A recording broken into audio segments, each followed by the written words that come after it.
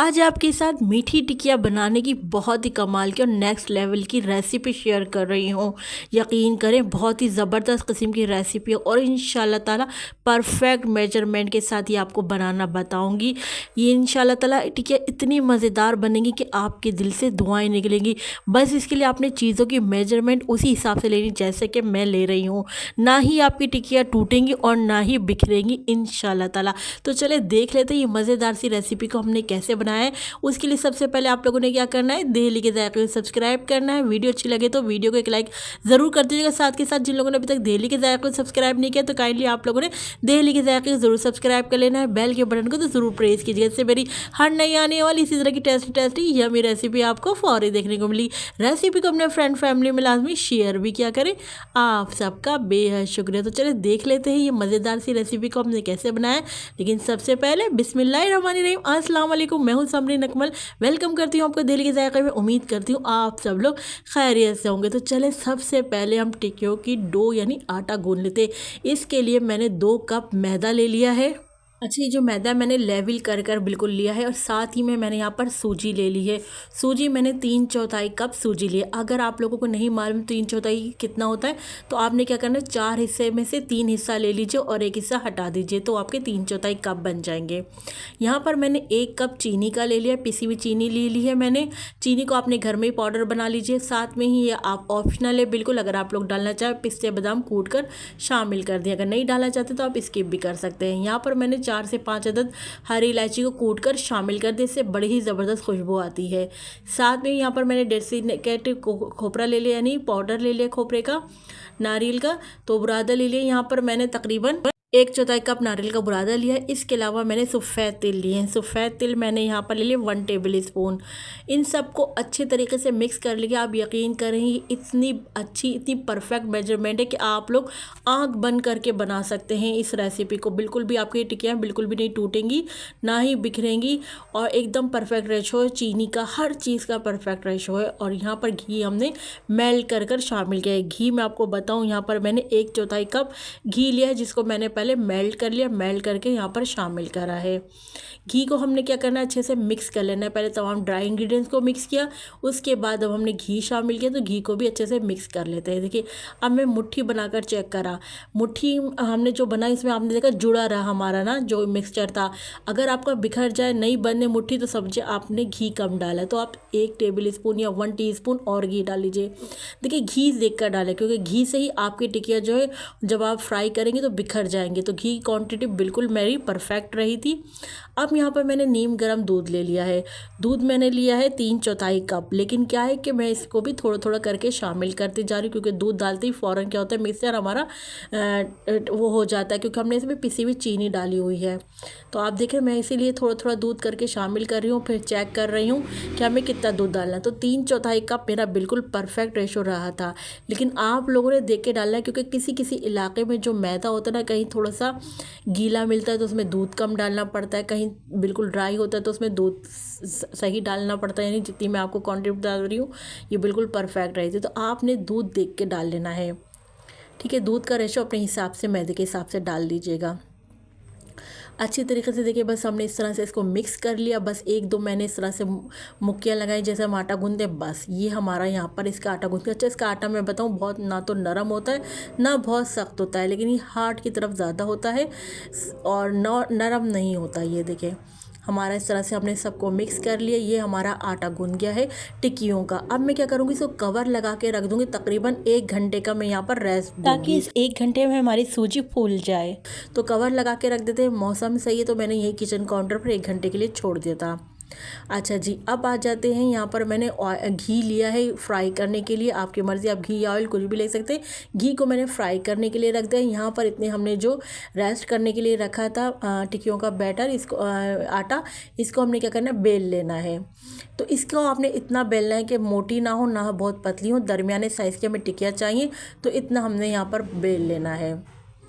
ये देखिए हमने इसको बेल लिया है यहाँ पर। अब इसके पास आपके पास कोई भी कुकी कटर हो या कोई गिलास हो या कुछ भी हो, आपने उससे इसके जो है कटिंग कर लेनी है राउंड शेप में। इस तरह से देखिए मैंने एक कप ले लिया, आपके पास गिलास या कोई भी कटोरी हो आप उससे इस तरह से कटिंग कर सकते हैं। अच्छा जी, ये मैं यहाँ पर कटिंग कर रही हूँ। इस मोमेंट पे अगर तो मेरी रेसिपी, मेरी मेहनत आप लोगों को अच्छी लग रही है तो प्लीज़ वीडियो को एक लाइक ज़रूर कर दीजिए। अभी हाथ क्या बाद में आप लोग भूल जाते हैं। और जिन लोगों ने दहली के ज़ायक़े को अभी तक सब्सक्राइब नहीं किया है तो काइंडली आप लोगों ने दहली के ज़ायक़े को ज़रूर सब्सक्राइब कर लीजिए। आप सबका बेहद शुक्रिया। देखिए एक्सेस जो होते हैं हमने हटा लिए हैं और यहाँ पर हमारी टिक्कियाँ जो है ये बिल गई हैं। अब इनको हम अपने एक ट्रे में सेट कर लेते हैं और यहाँ पर मज़ीद हम और टिक्कियाँ बेल लेते हैं। अच्छा, यहाँ पर मैं आपको बताऊँ, यहाँ पर मैं आपको 2 कप मेजरमेंट के हिसाब से टिक्कियों की रेसिपी दे रही हूँ। ज़रूरी नहीं है अगर आप लोगों के पास मेजर कप नहीं है तो आप इसको घर के किसी भी कटोरी, किसी भी कप से, चाय का कप नॉर्मल जो होता है उससे हर चीज़ के आप मेजरमेंट कर सकते हैं।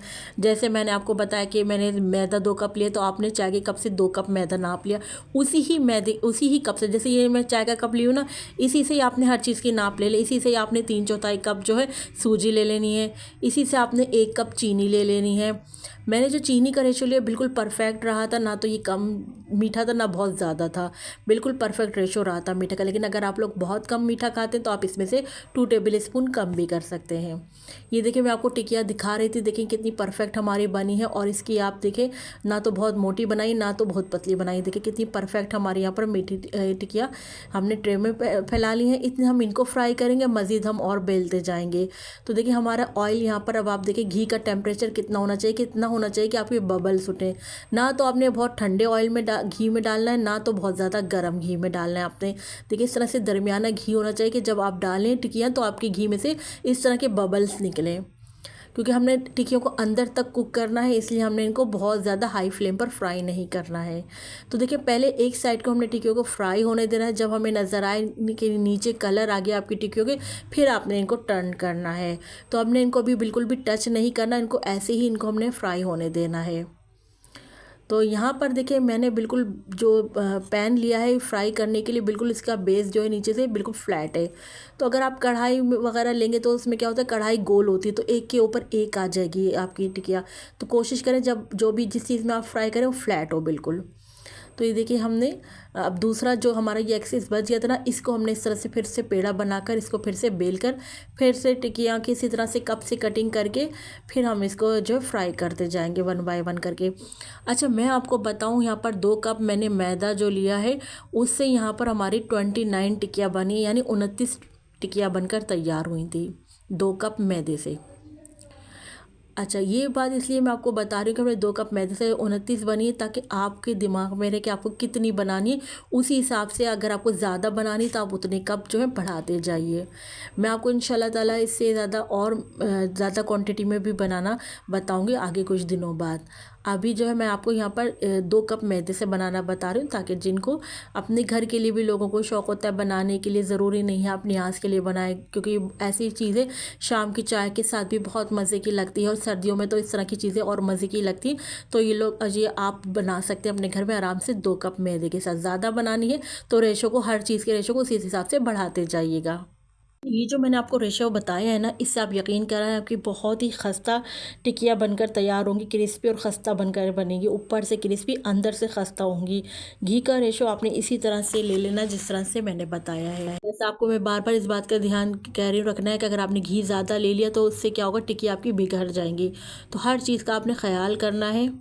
देखिए यहाँ पर मैं आपको अपनी टिकिया दिखा रही थी कि देखिए ये देखिए कितने अच्छे लग रहे हैं माशाल्लाह से। पिस्ते बादाम मुंह में, मतलब जब हम टिकिया खा रहे थे ना, मुंह में बादाम ये पिस्ते आते हुए इतने अच्छे लग रहे थे।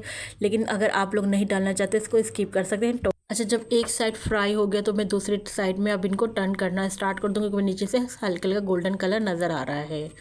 ठीक है, ये देखिए मैं आपको इसकी दिखा रही थी कि किस तरीके से आपने इस तरह से बेल लेनी है। ना बहुत मोटी आप देख रहे हो ना बहुत पतली, इस तरह से इसकी होनी चाहिए। चलिए जी देखें, यहाँ पर मैं आपसे कह रही थी ना हम टर्न करेंगे तो कलर देखें यहाँ पर आ गया अच्छा सुनहरा गोल्डन कलर, दोनों साइड से आना चाहिए। अगर आप लोग मेरी रेसिपी को एज इट इज़ फॉलो करेंगे तो यकीन करें आपकी भी इसी तरीके से मज़ेदार खस्ता जो है ये टिकिया बनकर तैयार हुए इंशाल्लाह ताला।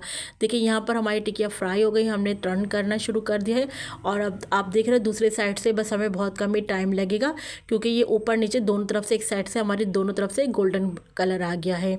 अच्छा यहाँ पर मैं क्या करूँगी, ये गर्म गर्म टिकियाँ हैं तो मैं क्या करूँ, इन गर्म गर्म टिक्कियों के ऊपर जो है तिल लगा लूँगी। इससे क्या होगा, क्योंकि इस वक्त गर्म गर्म है तो ऑयल जो है मैं ये आराम से चिपक जाएंगे तिल। देखें, ये भी अगर आप चाहें तो कर सकते हैं डेकोरेट करना, नहीं तो आप स्किप भी कर सकते हैं। इस तरह से मेरे ग्रीन डेसिडेड कोकोनट जो है ये लगा रही हूँ, कलरफुली जो आता है येलो और ग्रीन, ये आपकी मर्ज़ी है। अगर आप नहीं चाहते इसको प्लेन सादा रखना चाहते हैं तो आप स्किप भी कर सकते हैं इस चीज़ को। सिर्फ मैं यहाँ पर वीडियो के लिए यहाँ पर जो है इनको दिखा रही हूँ इस तरीके से कि गरम गरम में आपकी तमाम चीज़ें जो है चिपक जाएंगी, स्टिक हो जाएंगी यहाँ पर। अभी देखिए बहुत जो है सॉफ्ट हो रही होती है, जब हम इनको कढ़ाई से निकाल रहे होते हैं ना तो ये बहुत सॉफ्ट है, तो उनको एहतियात से आपने निकालना है। और इनको फिर आपने क्या करना है, किसी नेट पर किसी भी चीज़ पर ना इनको फैला कर रखिए, एक के ऊपर एक नहीं रखिएगा वरना ये सॉफ्ट ही रहेंगी। इनको फैलाकर अलग अलग रखेंगे तो उनको जैसी ही हवा लगेगी ना तो ये जो है क्रिस्पी होना शुरू हो जाएंगी। तो आपने एक एक करके अलग अलग रखना है, किसी नेट पे रख लें, किसी भी जाली पर रख लें। तो आपने देखा माशाल्लाह से कितनी खस्ता, कितनी मज़ेदार आपको नज़र आ रही है। माशाल्लाह से कितना अच्छा सुनहरा गोल्डन कलर आया हमारी टिक्कियों का। तो इस तरह से डेकोरेट कर लिया है मैंने इन टिक्कियों को, और मज़ीद वेजिस में इनको फ्राई कर लूँगी अपनी टिक्कियों को। चलें, तमाम वेजिस फ्राई करने के बाद मैं आपको इनकी फ़ाइनल लुक दिखाती हूँ कि कितनी मज़ेदार, कितनी टेस्टी, कितनी क्रिस्पी खस्ता कर हमारी टिक्कियाँ बनकर तैयार हुई हैं। आ जाते हैं इसकी फ़ाइनल लुक की तरफ। तो माशाल्लाह से आप ज़रा चेक करें, लग रही है ना एकदम परफेक्ट शानदार किस्म की मीठी टिक्कियाँ रेडी हुई हैं। अगर आप लोग इनको एक बार खाएंगे ना तो यकीन करें खाते ही रह जाएंगे, आपका हाथ ही नहीं रुकेगा। तो इसी तरह से बाकी तमाम टिक्कियों को भी मैंने फ्राई कर लिया है। विंटर के लिए मैं कहती हूँ ये बेहतरीन रेसिपी है, आप एक बार बनाएंगे ना तो बार बार बनाएंगे। वैसे तो रजब के महीने में ये मीठी टिक्कियाँ बनाई जाती हैं, मगर आप इसे ओवरऑल आप इन्हें पूरे साल में भी कभी भी बनाकर रेडी कर सकते हैं। ख़ास तौर पर माह रमज़ान में ये आपके बहुत ही काम आएगी।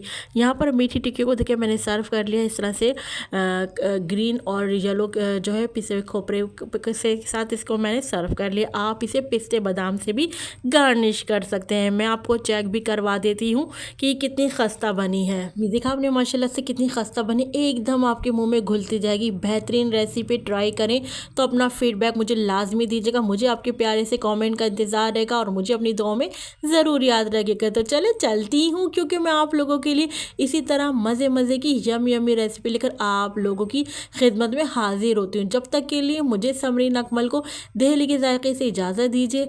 अल्लाह हाफिज़।